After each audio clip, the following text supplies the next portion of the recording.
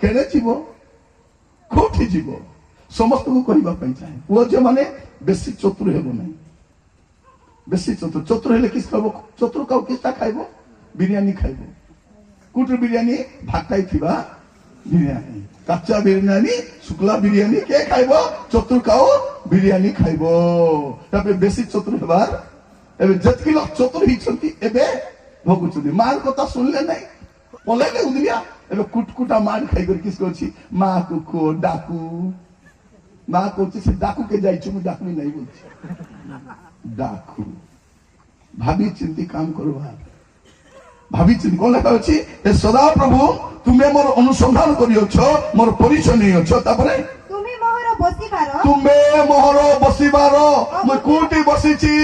ଜୁଆ ଖେଳିବାଟି ବସିଛି କି ମଦ ଭାଟିରେ ବସିଛି କି କାର ଘରେ ବସିଛି, କାହାର ବାଇକ ରେ ବସିଛି, କାହାର କାର ରେ ବସିଛି। ତୁମେ ମୋର ବସିବାର ଉଠିବାର ଜାଣୁଅଛ। ହଁ, କେତେବେଳେ ବସିଲି, କେତେବେଳେ ଉଠିଲି ତୁମେ ଜାଣୁଅଛ। ତାପରେ ତୁମେ ମୋର ସଂକଳ୍ପ ବୁଝୁଅଛ। ତୁମେ ମୋର ସଂକଳ୍ପ ମୁଁ ଯୋଉଟା ଭାବୁଛି କି ନାହିଁ।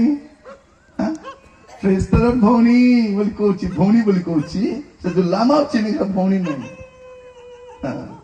ତୁମେ ମୋର ଗମନ ଓ ଶୟନ, ତୁମେ ମୋର ଗମନ ମୋର ଶୟନ ଅନୁସନ୍ଧାନ କରୁଅଛ, ଆଉ ମୋର ସକଳ ଗତି ଜାଣୁଅଛ। ଆପଣ ଟିକେ 6 ପଦ ପଢି ଦିଅନ୍ତୁ, 7 ପଦ ପଢି ଦିଅନ୍ତୁ।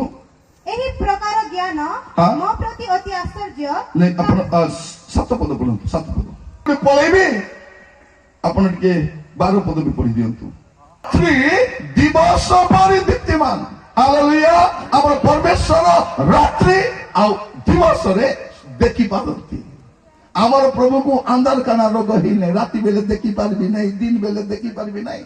କଣ ଭାବୁଛନ୍ତି? ସେଇ ପରମେଶ୍ୱର ସବୁ ଦେଖୁଛନ୍ତି। He knows everything। ଏପରି ଏମିତି କୋଉ ଜାଗା ନାହିଁ ଯୋଉଠି ସେ ଲୁଚି ପାରିବ ମଣିଷ। ପୃଥିବୀର ଏମିତି କୋଉ ଜାଗା ନାହିଁ ଯେ ଯୋଉଠି ଲୁଚି ପାପ କରିବ। ଭାଇ ଭଉଣୀ ମାନେ, ଆଜି ଯେମାନେ ବସିଛ, ମୁଁ କହିବା ପାଇଁ ଚାହେଁ, ଯଦି କୌଣସି ପାପରେ ଅଛନ୍ତି, ପାପ ଲୁଚିବ ନାହିଁ। କଣ ଲେଖା ତାପରେ?